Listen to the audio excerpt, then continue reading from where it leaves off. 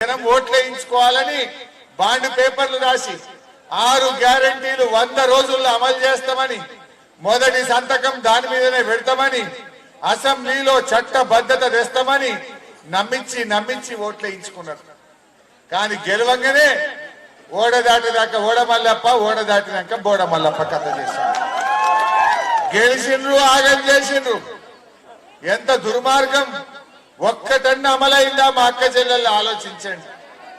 ఇంకా బాధ కలిగేది ఏంటంటే కొత్త ఇచ్చుడు దేవుడెరుగు. ఈ రేవంత్ రెడ్డి గవర్నమెంట్ అంతా రివర్స్ గేర్ లో నడుస్తుంది. రివర్స్ గేర్ అంటే వెనకకు పోవుడు, ఇది ముంగడి పోతలేదు బండి. అరే కేసీఆర్ ఇచ్చినాయన్న అమలవుతున్నాయే. నేను మా అక్క చెల్లెల్ని అడుగుతున్నా, అయితే గజ్వేల్ దవాఖాన పోండి, లేకపోతే సిద్దిపేట దవాఖాన పోండి. మున్పటి లెక్క కేసీఆర్ కిట్ ఇస్తుండ్రు. దవాఖానలో డెలివరీ అయితే కేసీఆర్ కిట్ బంద్ అయింది. మున్పటి లెక్క బాయికాడ కరెంట్ వస్తున్నదా? మోటార్లు కాలుతున్నాయి. మోటార్ కాలితే 10,000 రూపాయలు మీద పడుతున్నాయి. మున్పటి లెక్క బాయికాడ కరెంట్ వస్తలేదు. మున్పటి లెక్క మంచినీళ్ళు వస్తున్నాయా? మున్పటి లెక్క కాలువ నీళ్ళు వస్తున్నాయా? కళ్యాణ లక్ష్మి చెక్కులు వస్తున్నాయా? అంటే అంత రివర్స్ పోతుంది గవర్నమెంట్. మధ్యాహ్నం పూట ఊర్లలో అప్పుడంతా గంట అప్పుడు బాగుంటే కరెంట్ పోతలేదా? ఇప్పుడు ఇదివరకు కేసీఆర్ ఉన్నప్పుడు ఎప్పుడైనా ఎండాకాలం కరెంటు పోయిందా? ఇలా కాంగ్రెస్ వచ్చింది, కరెంటు పోతున్నది. ఇవన్నీ కూడా ఇలా అర్థమైనాయి మీకు. ఒక్క విషయం ఆలోచించండి. ఏమన్నాడు రేవంత్ రెడ్డి? నేను రాగానే 2 లక్షల రుణమాఫీ చేస్తా అన్నాడు. చేసిండా? ఇప్పుడు దేవుడి మీద ఒట్టు పెడుతుండు. మొన్న తిక్కకొచ్చి నేను సవాల్ వేసిన, ఊకే దేవుళ్ళ మీద ఎందుకే ఒట్లు? మన ఇద్దరం ఒక పని చేద్దాం. నువ్వు ఏవైతే బాండ్ పేపర్ మీద రాసిచ్చినావో 100 రోజుల్లో అమలు చేస్తా అన్న 6 గ్యారెంటీలు, 2 లక్షల రుణమాఫీ 15 ఆగస్టు లోపల నువ్వు చెయ్యి. నేను సిద్దిపేట ఎమ్మెల్యేగా రాజీనామా చేస్తా, మళ్ళీ ఎలక్షన్ లో పోటీ చెయ్య. ఒకవేళ చెయ్యకపోతే నువ్వు ముఖ్యమంత్రి పదవికి రాజీనామా చేసి దిగుతావా అని అడిగిన. సప్పుడు లేదు. తోక ముడిచి దేవుళ్ళ మీద ఒట్టయితే పెట్టడట, కానీ ముఖ్యమంత్రి పదవి మాత్రం దిగడట. అంటే ఏందన్నట్టు? నేతి బీరకాయలు నెయ్యి ఎంతనో రేవంత్ రెడ్డి మాటల్లో నిజమంతా. మళ్ళా మోసం చేసే పని చేస్తున్నాడు. జర జాగ్రత్త. ఆగమాగం చేస్తున్నాడు. మా అక్క చెల్లెలకి ఏం చెప్పిండు చెల్లె? మొన్న ఎలక్షన్లలో మహాలక్ష్మి నేను గెలవంగానే 1వ తారీఖు నాడు జీతం పడ్డట్టు 2,500 రూపాయలు బ్యాంకులలో వేస్తా అన్నాడు. పడ్డాయా ఎవరికన్నా? ఏ చెల్లె కన్నా అక్క కన్నా పడ్డాయా? పడ్డాయా? పల్లె. అంటే 4 నెలలు అయిపోయి ఇప్పుడు 5 నెలల్లో పడ్డది. 4 నెలలు అంటే ఒక్కొక్క చెల్లెకు ఈ కాంగ్రెస్ ప్రభుత్వం 10,000 రూపాయలు బాకీ పడ్డట్ట పడినట్ట? 10,000 బాకీ పడ్డట్ట పడినట్ట? ఎవడన్నా రాయపోళ్ళ ఊర్లకు కాంగ్రెస్ పార్టీ ఓట్లు అడగడానికి వస్తే బిడ్డ 10,000 ఆడ పెట్టిరా, ఎంకేసి ఓటు అడుగురా అని చెప్పాలి. అంతే రకాల మోసం చేయలే. అప్పుడేమో ప్రామిసరీ నోట్లు, ఇప్పుడు అన్ని గాడ్ ప్రామిస్.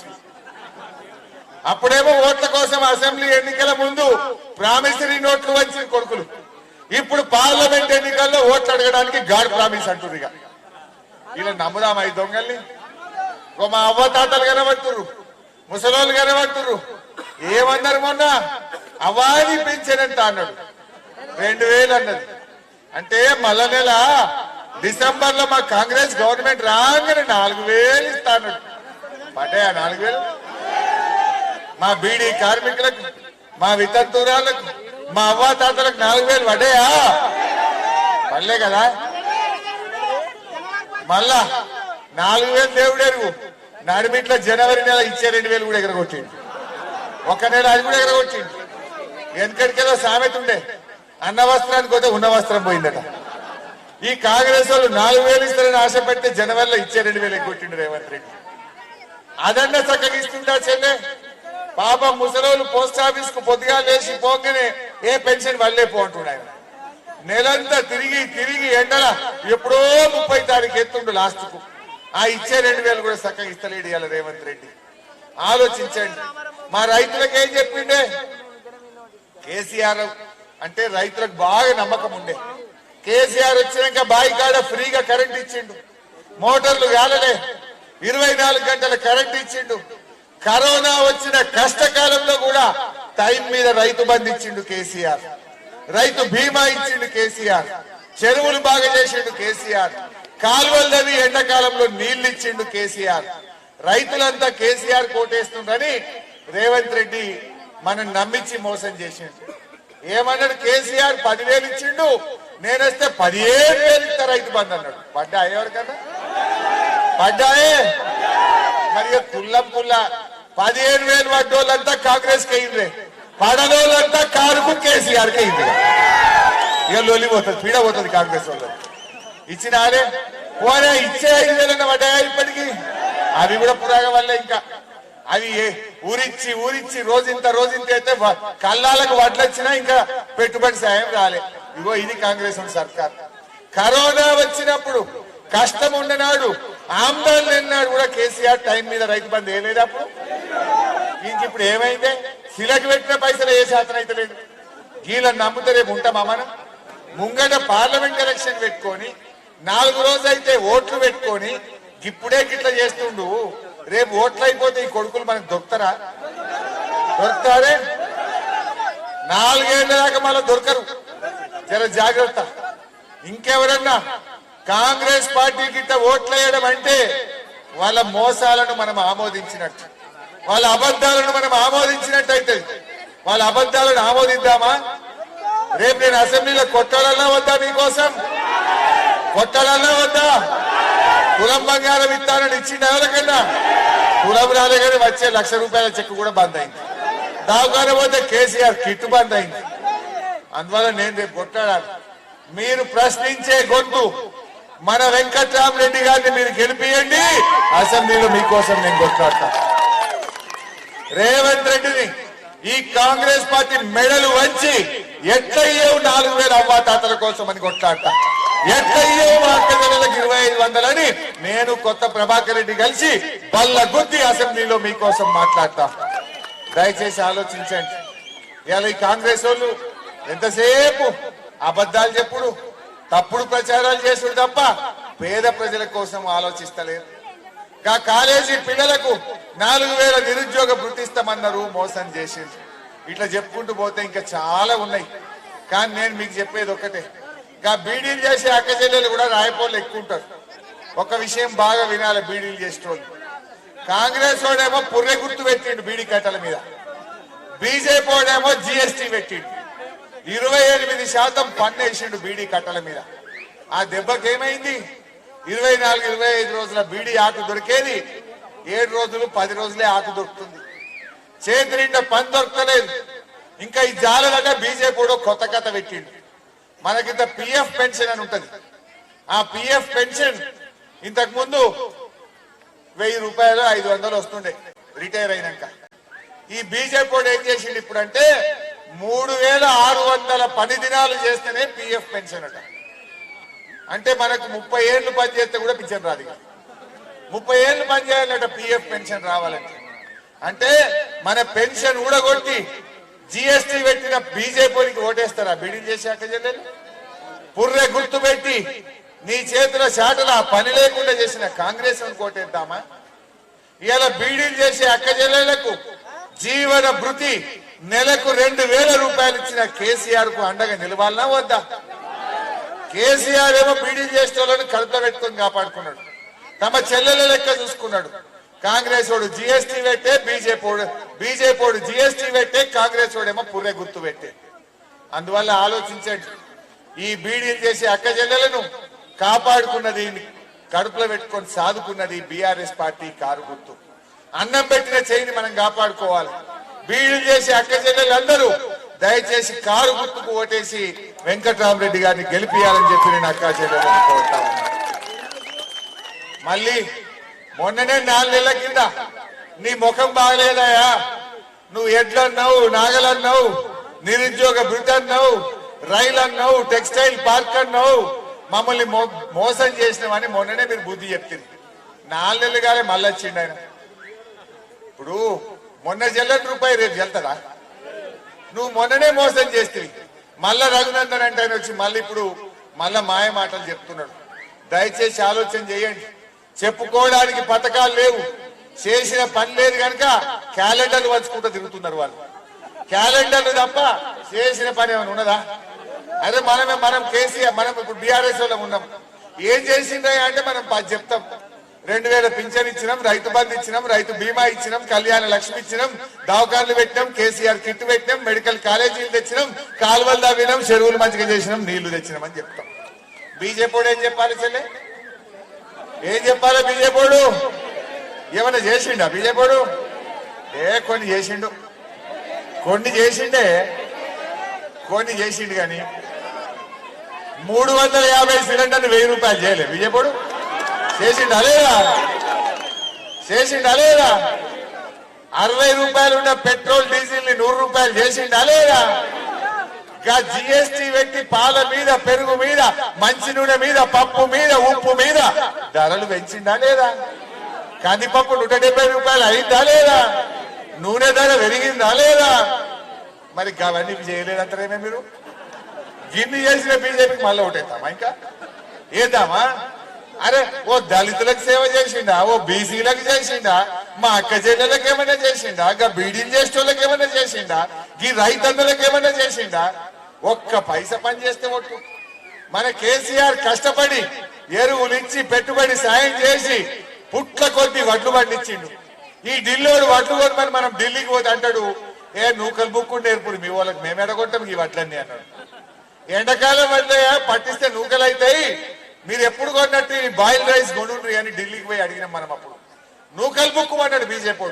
మన నూకలు బుక్కుమన్న బీజేపీకి ఈ పార్లమెంట్ ఎన్నికల్లో మనం కూడా నూకలు చెల్లేటట్టు తీర్పు ఇవ్వాలి, నూకలు చెల్లేటట్టు బుద్ధి చెప్పాలి బీజేపీకి.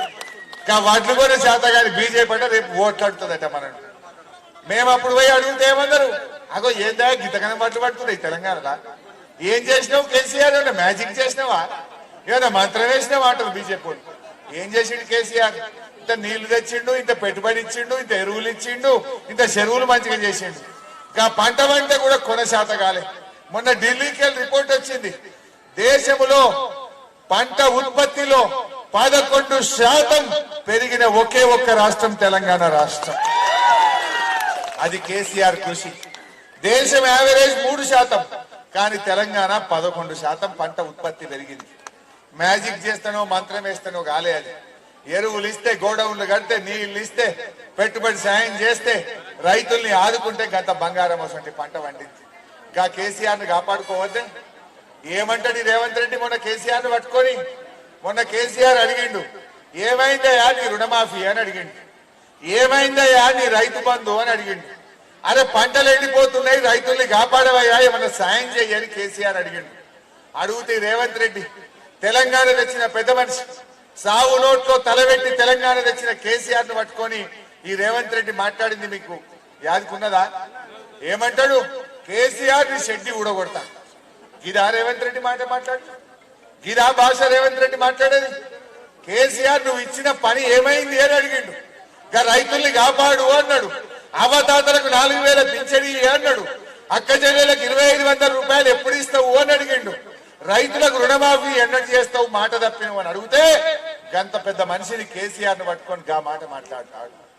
కేసీఆర్ ను అవమానపరచడం అంటే ఇది మన రాయపూర్లో రైతులను అవమానపరిచినట్టు, మన దుబ్బాక, మన సిద్దిపేట, మన తెలంగాణ జాతిని అవమానపరిచినట్టు.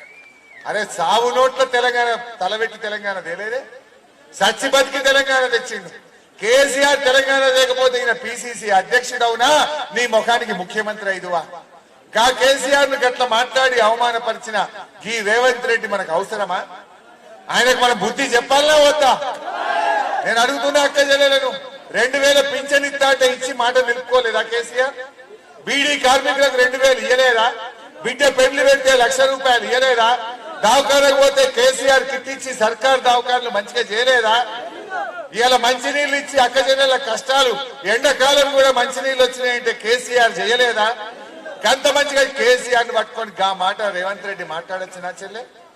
అటువంటి రేవంత్ రెడ్డికి మీరు రేపు ఓటుతో బుద్ధి చెప్పాలి. 6 గ్యారెంటీలని మనను మురిపించిండ్రు, బాండ్ పేపర్లు ఇచ్చి నమ్మించిండ్రు, ఇవాళ మోసం చేసిండ్రు. నేను ఒక మాట అంటున్నా, ఊళ్ళల్లో చెక్ ఇస్తారు, ఎవడన్నా చెక్ బౌన్స్ అయిందనుకో కేసు పెట్టరా? చెక్ బౌన్స్ అయితే శిక్ష వేస్తారు అయ్యేలా పోలీసులు. మరి ఇలా బాండ్ పేపర్ బౌన్స్ అయింది. 100 రోజుల్లో అమలు చేస్తామన్న బాండ్ పేపర్ బౌన్స్ అయింది. ఈ బాండ్ పేపర్ బౌన్స్ చేసిన కాంగ్రెస్ వాళ్లకు పార్లమెంట్ ఎన్నికల్లో బుద్ధి చెప్పాలని చెప్పి నేను కోరుతా ఉన్నా. చెక్ బౌన్స్ అయితే కేసు ఎట్లా పట్టదో, శిక్ష ఎట్లా పట్టదో, బాండ్ పేపర్ బౌన్స్ అయింది కనుక కాంగ్రెస్ వాళ్ళకి బుద్ధి చెప్పాలి. గట్లయితే రేపు పార్లమెంట్ లా వెంకట్రామరెడ్డి గారు కొట్లాడతాడు, అసెంబ్లీలో నేను కూడా మీకోసం ప్రయత్నం చేస్తా. ఇవి అమలు చేయడం కోసం ప్రయత్నం చేస్తాం.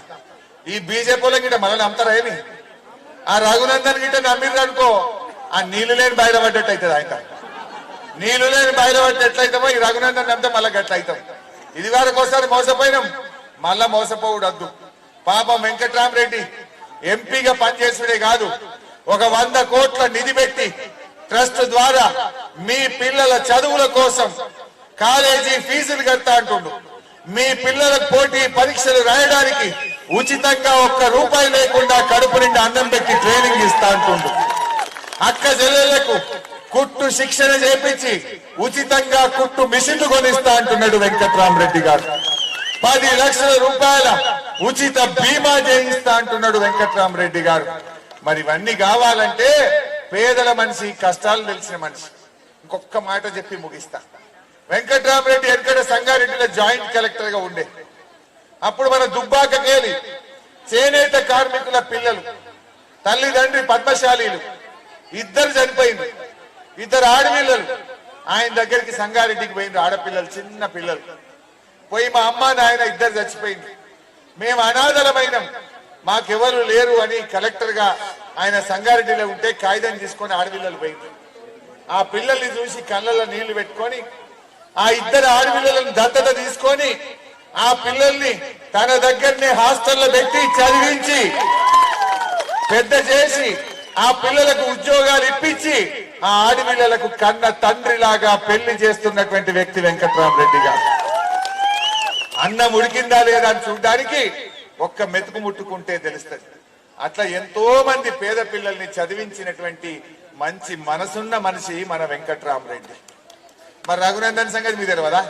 ఎడ్లెగ్గొట్టి నాగలెగ్గొట్టి దాని సంగతి చూస్తుంది, దీని సంగతి చూస్తుంది. పాలేందో నీళ్ళేందో తేలిపోయింది. పాల లాంటి మనిషి, వెన్న లాంటి మనిషి మన వెంకట్రామరెడ్డి గారిని మనం గెలిపించుకుందాం. వెంకట్రామరెడ్డి పేరులోనే రాముడు ఉన్నాడు ఆ చెల్లె. వెంకటరామిరెడ్డి పేరులోనే రాముడు ఉన్నాడు. రాముడు లాంటి గుణాలు ఉన్నాయి. రాముడు లాగా సత్యవంతుడు, నీతివంతుడు, ప్రజలకు సేవ చేయగలిగే ప్రజల మనిషి, మంచి మనిషి మన వెంకట్రామరెడ్డి గారిని మీరందరూ ఆశీర్వదించాలని కోరుతూ జై తెలంగాణ.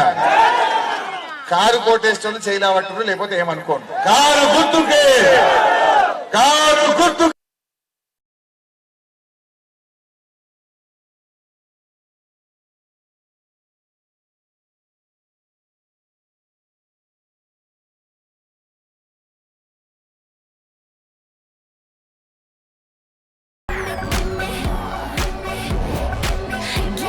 I wear MAC.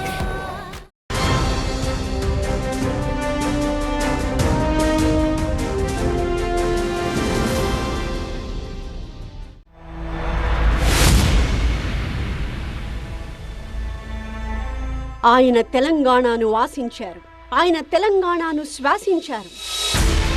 ఆయన స్వప్నం తెలంగాణ, ఆయన లక్ష్యం బంగారు తెలంగాణ. అందుకే ఈ సింతమడక సిన్నోడు, సిద్దిపేట పిల్లోడు తెలంగాణకు దిక్సూచి అయ్యాడు. చుట్టూ కమ్ముకున్న చిమ్మ చీకట్లు, ఎటు అడుగేస్తే ఏమవుతుందో తెలియని పరిస్థితి. అలాంటి వేళ చిరుదీపాన్ని పట్టుకుని స్వరాష్ట్ర సాధనకు బయలుదేరిన కల్వకుంట్ల చంద్రశేఖరరావు మహోద్యమాన్ని నిర్మించి కోట్ల మంది తెలంగాణ ప్రజల ఆకాంక్షను నిజం చేసిన నాయకుడయ్యారు. తెలంగాణ అంటే కేసీఆర్, కేసీఆర్ అంటే తెలంగాణ అన్నంతగా రాష్ట్ర ప్రజలతో మమేకమయ్యారు. అధికార పీఠమెక్కిన కాంగ్రెస్ నుంచి ప్రతి అంశంలోనూ ఆరోపణలు, విమర్శలు ఎదుర్కొంటున్న కేసీఆర్ అంతే ధీటుగా బదులిచ్చేందుకు పుష్కర కాలం తర్వాత తొలిసారి టీవీ9 లైవ్ షోకి విచ్చేశారు. గులాబీ దళపతికి టీవీ9 సాదర స్వాగతం పలుకుతోంది.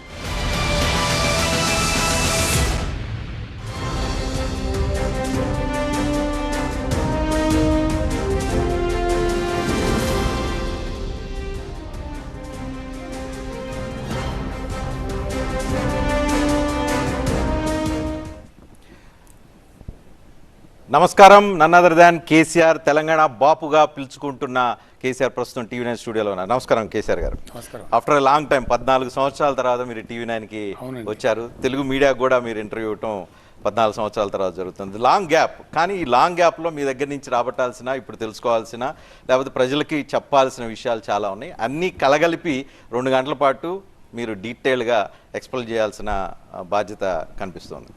సో మీరు ఉద్యమం చూశారు, ఉద్యమం నుంచి తెలంగాణ, ఉద్యమంతో తెలంగాణ తీసుకొచ్చారు. తర్వాత రాష్ట్రం వచ్చిన తర్వాత బంగారు తెలంగాణ అని చెప్పి అభివృద్ధి దిశలో అడుగులు వేయించడానికి మీ ప్రయత్నాలు మీరు చేశారు. తర్వాత ఇప్పుడు ప్రతిపక్షంలో ప్రజాగాళం వినిపించడానికి మీ ప్రయత్నం చేస్తున్నారు.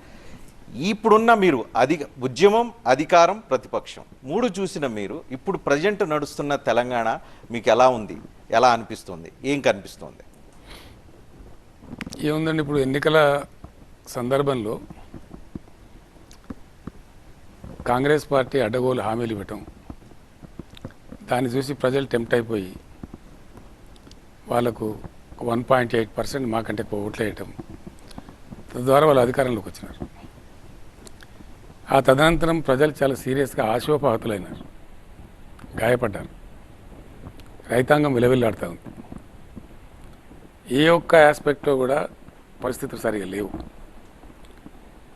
ఇప్పుడు ప్రస్తుతం నడుస్తున్నది రాష్ట్రంలో ఏంటంటే దేవుళ్ళ మీద ఓట్లు, కేసీఆర్ మీద తిట్లు మీకు రోజు కనపడతా ఉంది.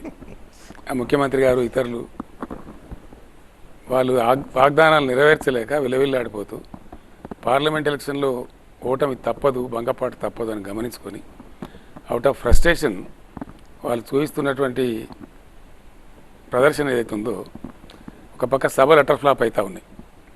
కాంగ్రెస్ పార్టీ సభలన్నీ కూడా నేను చూస్తూ ఉన్నాను, మీడియాలో కానీ సోషల్ మీడియాలో కానీ ఇవన్నీ కూడా జరుగుతూ ఉన్నాయి. తర్వాత సోషల్ మీడియా తన వికృత రూపాన్ని చూపిస్తూ ఉంది. అందరూ అని నేను అనను, కొందరు కాకావీర్లు తయారైపోయి మనం కళ్ళారు చూస్తూ ఉన్నాం.